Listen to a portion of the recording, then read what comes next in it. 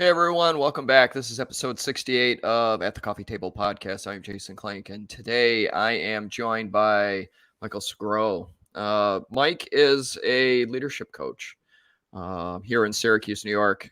He coaches professionals to improve their effectiveness and ultimately their leadership skills. And Mike has created his business, his leadership model around using empathy and EQ, which when Mike and I had met, we had met for coffee and talked business. It was a really intriguing conversation. And, coaches, leadership coaches, they're a dime a dozen all over the world. Sure. But using empathy and EQ, I think really brings a different variable to a coaching experience. Mike, thanks for joining me today. Really appreciate your time. I just jumping right in. If you could just take a moment and explain how you came up with your leadership coaching model and how you do what you do. Well, first, thanks for having me. This is awesome. And thank goodness I have coffee. Yep. Amen. I have to tell you, actually, the business was born out of having coffee. Oh, nice. After I left my 20-year career in higher education, I knew I wanted to start my own business, and I wasn't sure what I was going to do. Mm-hmm. And so I sat in coffee shops actually that summer as I was building out this new business. And what I heard everyone talk about, no matter who it was, tables next to me, was that people weren't getting along at work. Oh. And it was just conversation after conversation. I would leave the coffee shop and pass by businesses and people were smoking outside, talking poorly about somebody inside. And so what I started gleaning was that what was sort of happening in society was sort of sipping into, and I use sipping on purpose, slipping and sipping into the workplace. Mm-hmm. And so I thought, we need to do something about this, and I know I can help. Because I had been doing sort of this work as a helper in the organizations in which I worked for a long time. So right. I knew one of the things that I was using in the past was emotional intelligence, but there wasn't really a lot of knowledge about this prior to the last few years. Right. People like Daniel Goleman who had been doing research, but it wasn't mainstream. And now as you look at sort of Forbes, Inc., Harvard Business Review, everyone's talking about emotional intelligence, pro tips on emotional intelligence, which is wonderful. What emotional intelligence is usually known for is empathy. Mm-hmm. And so I built my business around believing and providing empathy as a core competency. I believe that if you have empathy as a core competency, you will be a successful human being, mm-hmm. right? Okay. In your family, in your business, and right. what have you. And so that's sort of the genesis of how it happened, sort of my past experience, listening into what was happening in the community and knowing that empathy as a tool can solve a lot of these issues that we're facing at work. Awesome. So, I worked with fire service leaders, public safety service leaders for a better part of 2 decades. And one of the things that I learned over that time was a lot of the times leadership skills are inherent. It's kind of inbred in your DNA. Either you're a leader or you're not. Some folks are lucky enough where they could learn and become effective leaders. One of the things that we didn't have in that industry was a lot of empathy, a lot of that emotional intelligence, because it was very much leadership from the top down, paramilitary, like, mm-hmm. Organizations.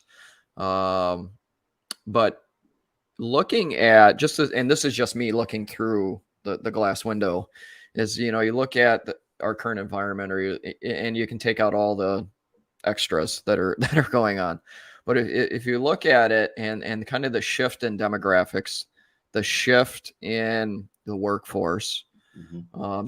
And ultimately the shift in generations, now we're cultivating this group of leaders, no matter what the organization is, and leadership kind of from the bottom up, grooming it from the bottom up. What do you think is kind of the challenge now for people that maybe the number ones or number twos, and they're trying to, garner this leadership within their organization? What do you think is their biggest challenge? Yeah.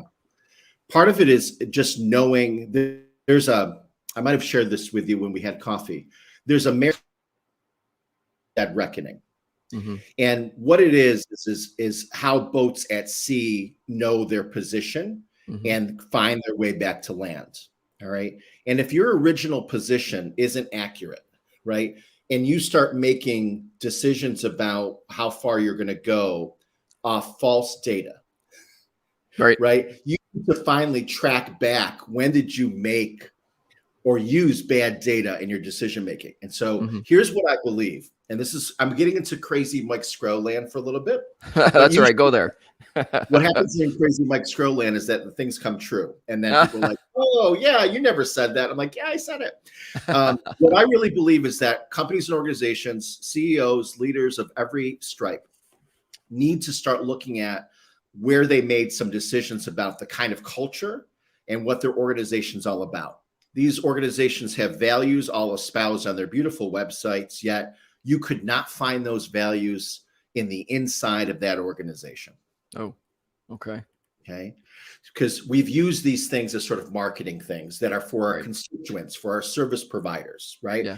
Not necessarily for Susan and Bob who work at the place, right? Do Susan and Bob even know the values of the organization? Right. And so what I think is helpful, and what I think is happening for the most part, is that people are finally starting to look at all that and making some new decisions based on accurate data. What was your business plan? What were the values of that business plan? And now starting to execute them, not just in your widget making, but in the business of the widget making, right? Because if you don't have the culture, guess what? Demographic shifts. There's very few Gen Xers, right? We're the smallest generation, and we're going to be really, I think, the most successful in the next number of years, because people are going to want to hire us. Right. And the generation behind us, much younger, doesn't have as much experience. But guess what? These folks have learned how to work and espouse the values of social justice and integrity and kindness. And so we're looking at a genesis, a moment where we can merge these sort of values in an organization and be a place that people want to work, and not just for the qualifications of the job, say the degrees and the certifications, but really, do you have emotional agility? Are you able to sustain work? Right. Are you someone who knows how to self-regulate? Do you have empathy in working with your colleagues? You know, so much conversation around the country right now is around infrastructure, and we need to have broadband. We need to have internet. What are we saying over the internet? Right. There's again, companies and sort of the old ways, the old normal. We're looking at these questions, only answering part of it, right? Our business needs high-speed internet. Well, what are we doing over the internet? Is it kind? Is it generous? Are people working remotely and engaging in ways that espouse the values? So I think we're in a real interesting spot where I do believe that organizations are starting to pivot, starting to go back to their position of reckoning to make sure they're accurate about what they're all about, what they say they're all about, and then actually being what they're all about. So I want to unpack a little bit of that, because there's so many great nuggets of information in there. So going back to the values and the culture, that's the part with me that I wish I could stress to anybody that runs an organization, because I've been on both ends of the polar spectrum. I have been in, I worked for an organization that the values were never really communicated because it was a government agency. And at one point, now, when I first started, our culture, our work ethic, our leadership was outstanding. But over the last, I don't know, probably 6 or 7 years there, because of poor leadership model, and the culture and the environment just went down fast. So I what you said about value and culture is, I've experienced it. Even the company I work for now, the culture is second to none with this company, and they're a company from overseas, but what they do for the people, for the environment that they work in, they communicate the values, they communicate the mission. Man, that just makes such a huge difference. And you can see it. You can see it with the way people want to come to work and the way they want to do work versus having the environment of, worrying about getting disciplined instead of doing what you know. Mhm. And it's such a hard place to be. Because it's like you look at your coworkers and they're like, well, I'm doing that so I don't get in trouble. Well, you know better than that. You know what needs to be done. Do what you need. If you're staying within policy and you're not risking someone's life, do what you know. And the other part I wanted to unpack is the part about Generation X. Now, that's interesting to me. And we come from a generation that was ultimately influenced and raised by the baby boomers. And their generation was, you went to school, you graduated high school, you found a job, because not many of them really went to college.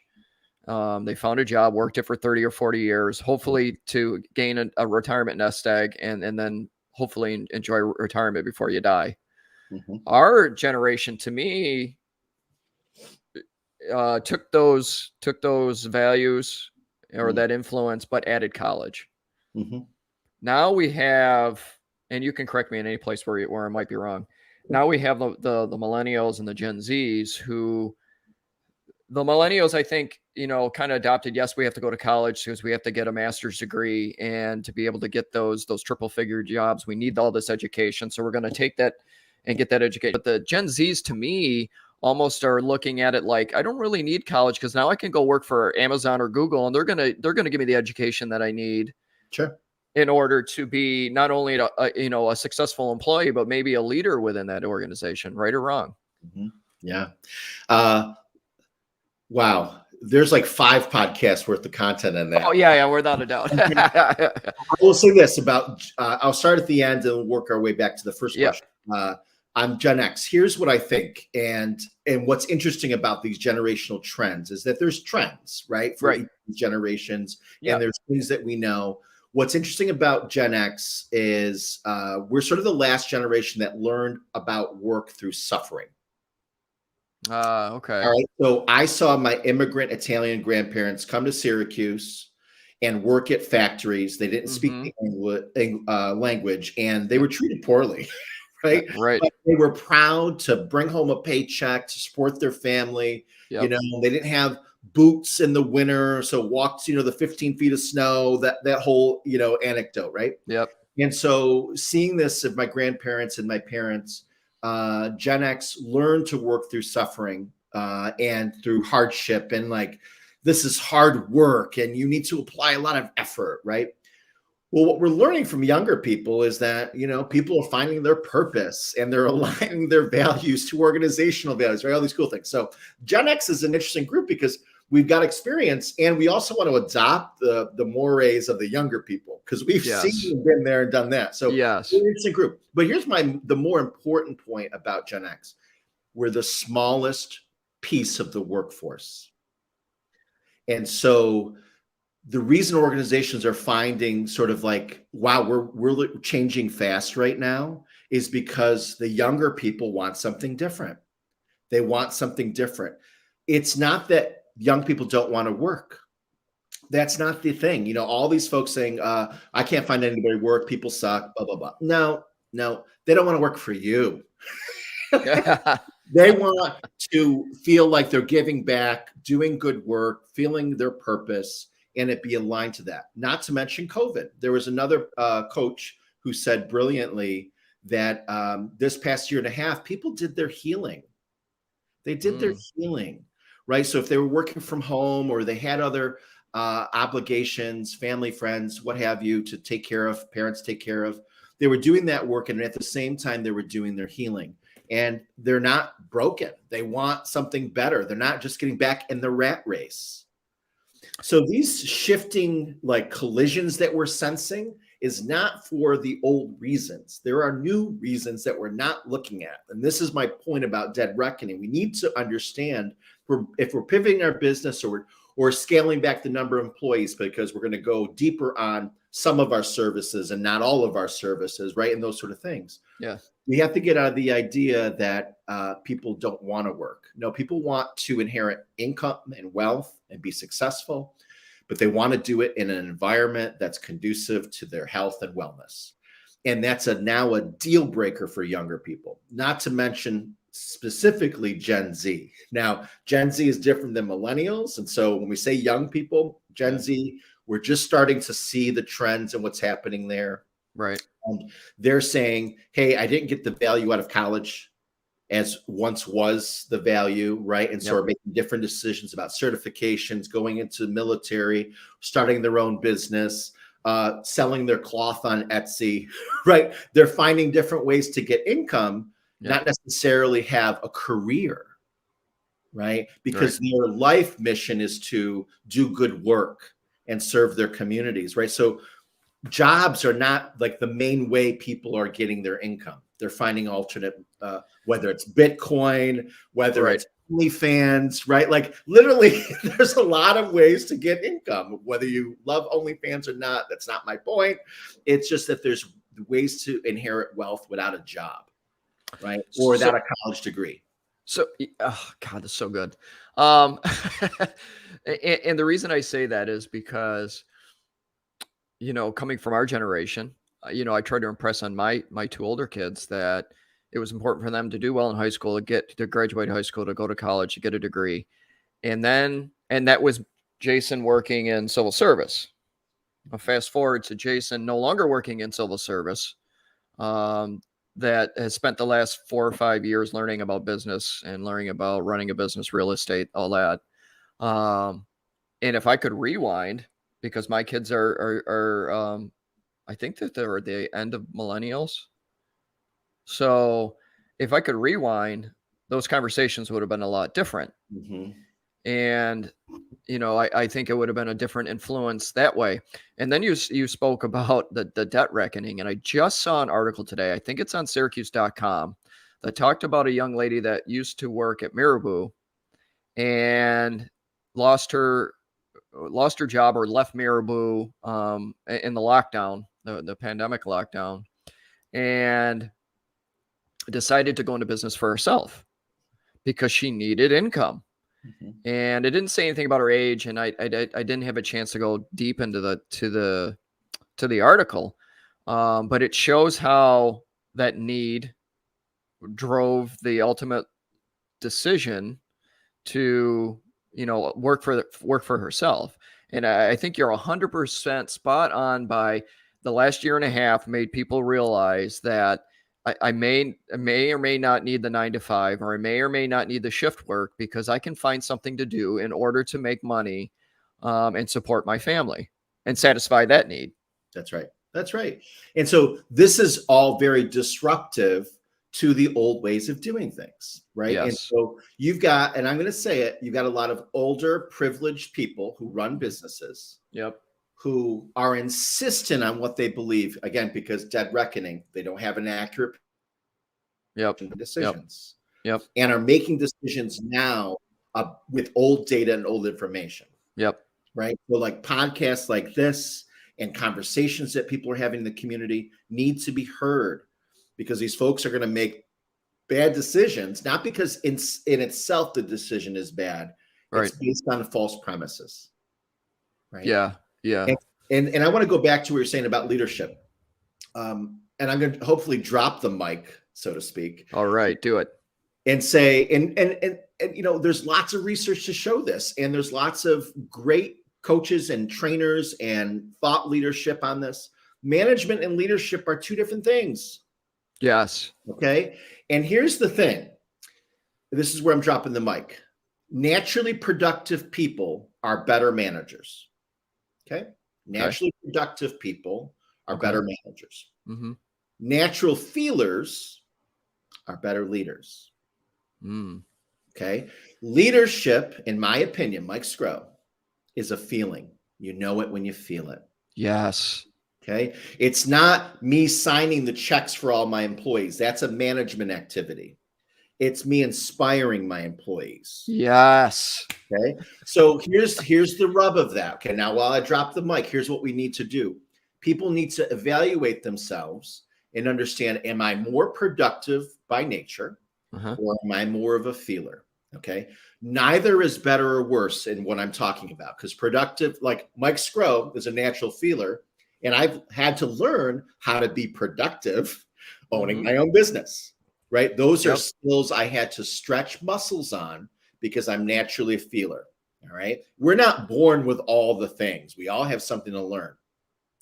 Currently, it's a lot of productive people who are in charge of companies.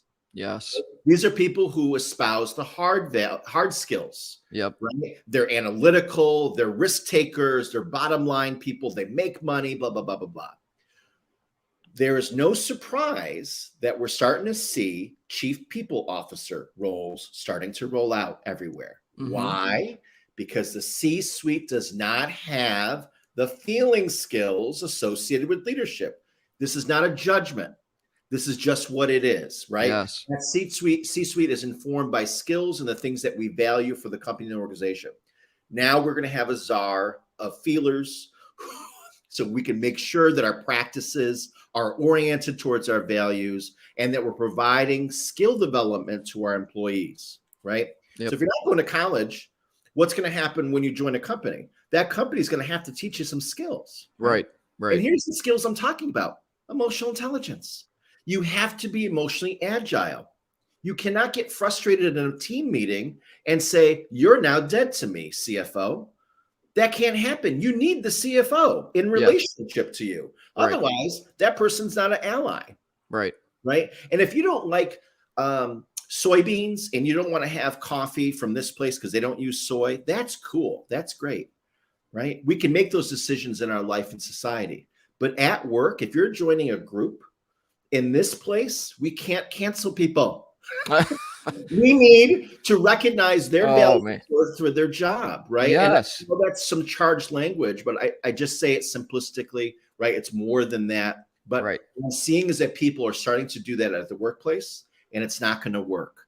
Right. You know, think of the analogy, or my analogy is in the scene in Finding Nemo where Dory gets trapped in the net of all these fish. The fish can't get out of the net. Why? Because they're all moving at different directions, different speed. Little Nemo swims in, tells crazy Dory, little Mike Sgro, swim down. All right. And so Dory starts swimming down. They start telling other fish to swim down. And some fish start swimming down. Right. But all the fish here swim down, but they don't swim down. But what they recognize is that the fish swimming down are starting to make progress on the goal. And now join those fish, right? Yep. And now everyone is swimming down and they get out of the net. They reach their goal. Every organization needs to be doing this. Talk to Disney, Pixar, take that illusion, put it on your wall when people walk in and say, this is what we're doing every day. It doesn't matter which fish you are here. We need to all swim down at the same time, at the same speed, period. Yeah. That's work. This is how we get to our goals. There's communal goals that we share. Your job isn't your own goal that you get to decide how you want to do it, what you're going to do, when you're going to do it. You're working in unison. That's true collaboration. Yes. If you don't have high emotional intelligence, you will fail at this. You will fail at this. And you will suffer. You will be upset, disappointed. You'll probably leave, right? You'll commiserate. You'll get other people upset.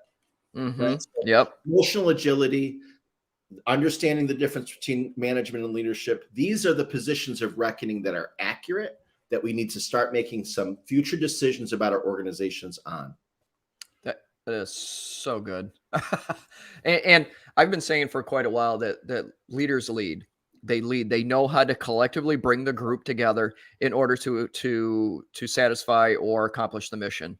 Managers, to me, just put out fires all day long. Yeah. They go around and they put out fires and make sure that the work's getting done, the skills are being used, and, there's no negatives. And some of the best leaders that I've ever worked for were the ones that were in love with the industry. They were in love with what they were doing. And, when I was a fire chief, I was in love with being a firefighter because that's all I wanted to be from when I was a kid.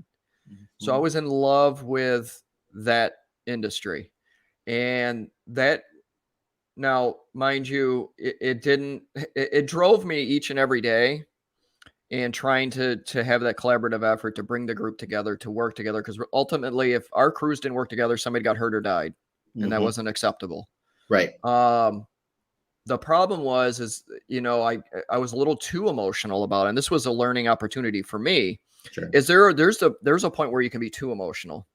Yes. And you can be too emotional Yes. about it, and that starts affecting your decisions.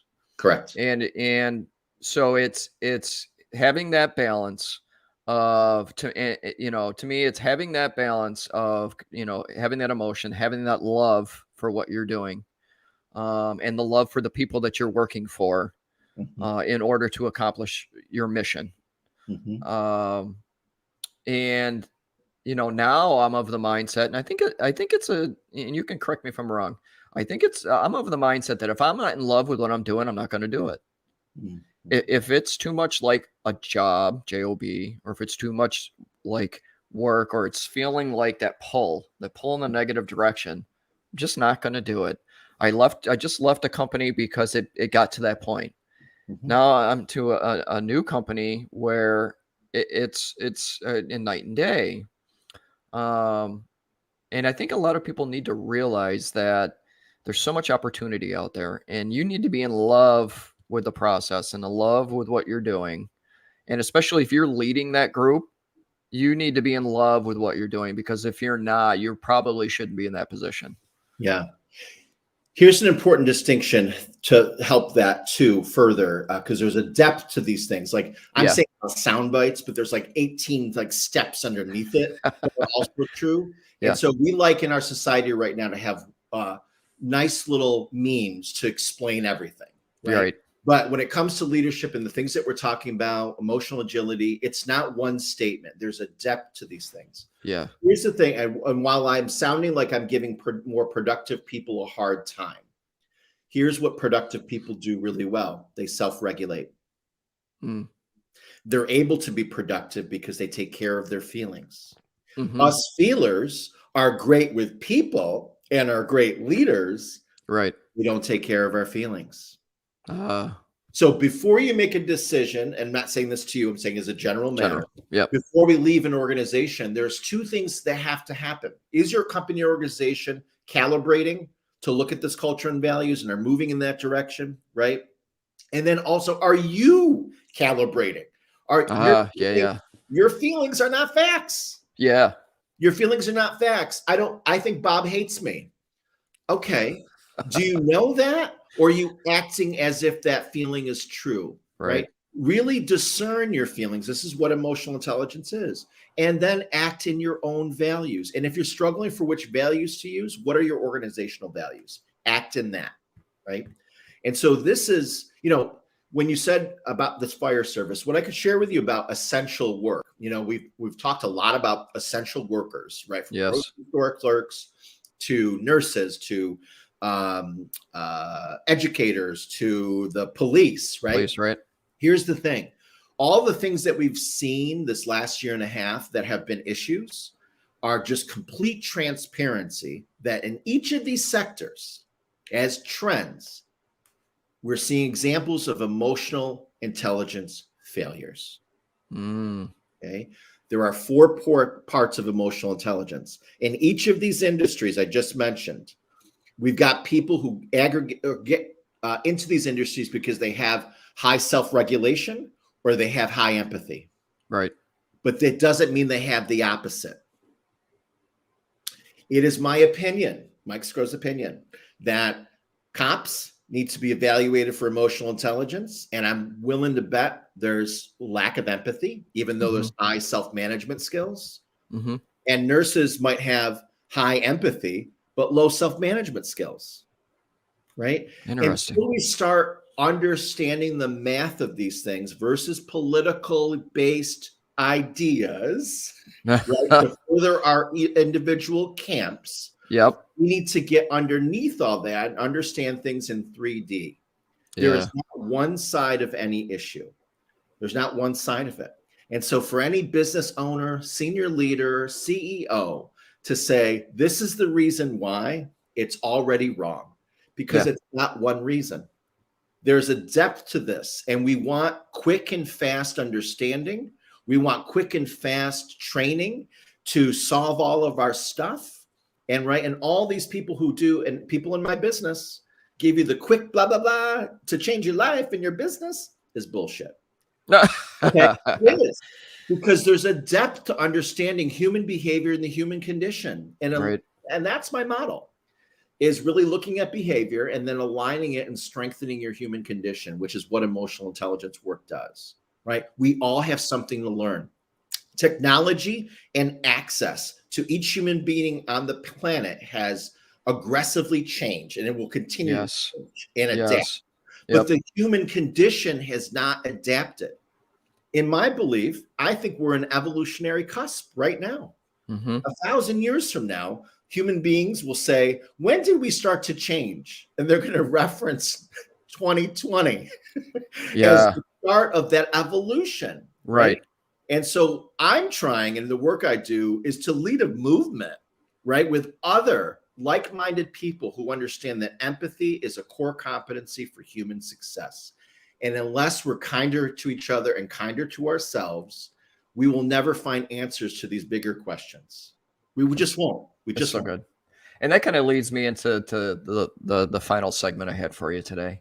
Was, to me, there's a real need for strong leadership right now, from the highest office in the land to the smallest business in the area.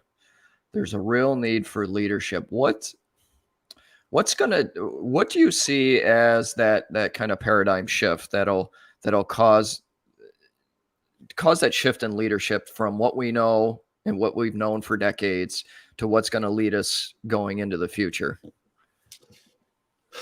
Well, I'll tell you what's preventing it first. Okay. Yep. What's preventing it is really, I keep using it, it's a lack of empathy, right?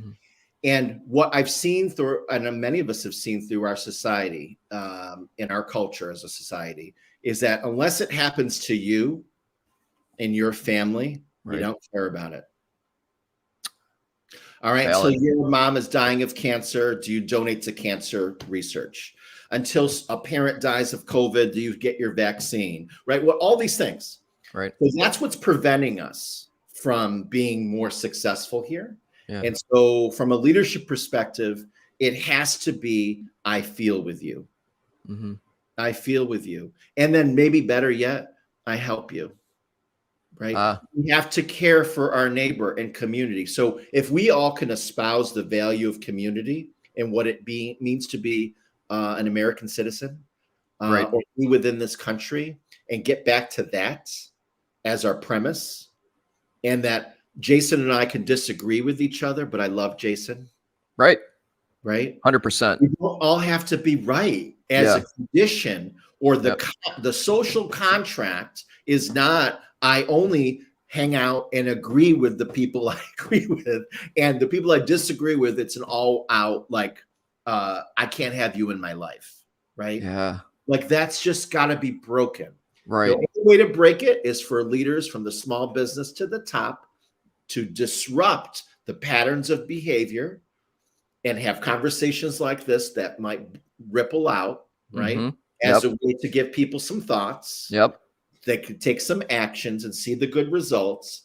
The businesses that pivot will be the winners of the future. I guarantee it. I saw a lot of people during COVID who could not pivot.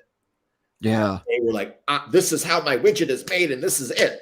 Okay. And then you closed. Yeah. And then they were done. Yep. They were done. Yeah. Right. It wasn't just, I didn't have the capital. I was unwilling to change. Nor could I see around the corner. Right. Good leaders. Rosalind Torres says, great leaders see around corners. Yes. Okay. Yes. And if you can do that, you're going to be ultimately successful. So I think pivoting to a values-based sense of being versus, and then when we disagree, we pivot to understanding as our tool. Yes. Which is what empathy is. Right. If you don't agree with everything I'm saying, that's cool. But our hope is that we both try to build some understanding in our dialogue today. Yes. Right. And if we can understand, and senior leaders in organizations, if you can have your employees understand versus agree, you're going to be in a lot better shape. For But if you sure. have the conversation, and I hate this, let's agree to disagree. You've done a poor job. You've done a poor job. That's Yeah. not it. That's Yep. not the solution. Yep. Jason, let's keep talking until you understand and I understand. That's Yeah. what we have to do, right? Yep. And Absolutely. empathy is the trait, the tool, and understanding is the outcome. Yes. Yeah, I think 100%. I think that if we communicated more to understand instead of communicating more to be heard, that just it makes a lot more progress is made that way. And I've been on this earth quite a long time. I have always found that conversations that are communicated to understand versus communicated just to be heard go way farther. And there's a lot less of the parties walking away. Yeah.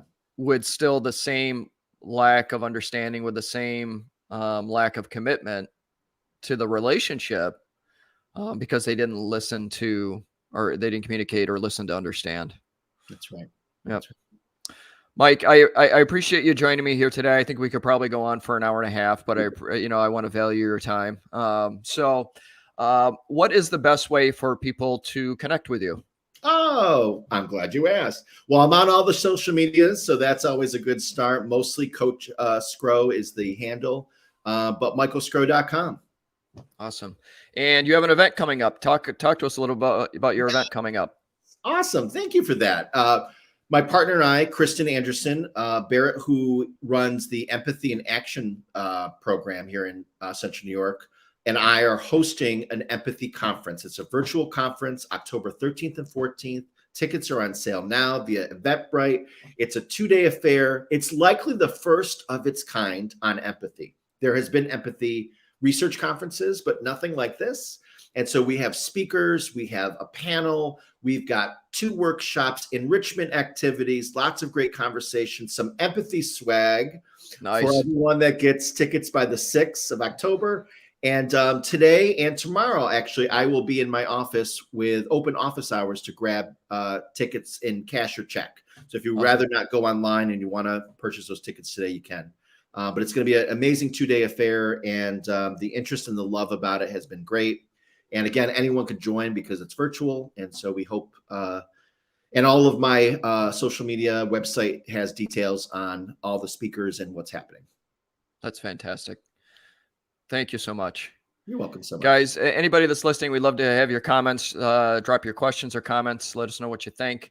Feel free to reach out and connect with Mike. If you are a leader of an organization and you're looking to want to shake things up a little bit and change your model and your communication models, I highly suggest that you connect with Mike and his leadership coaching resources that he has, because it's going to make a world of difference. Mike, thanks again. And to everybody out there, take care of yourselves, take care of each other, and have a great day.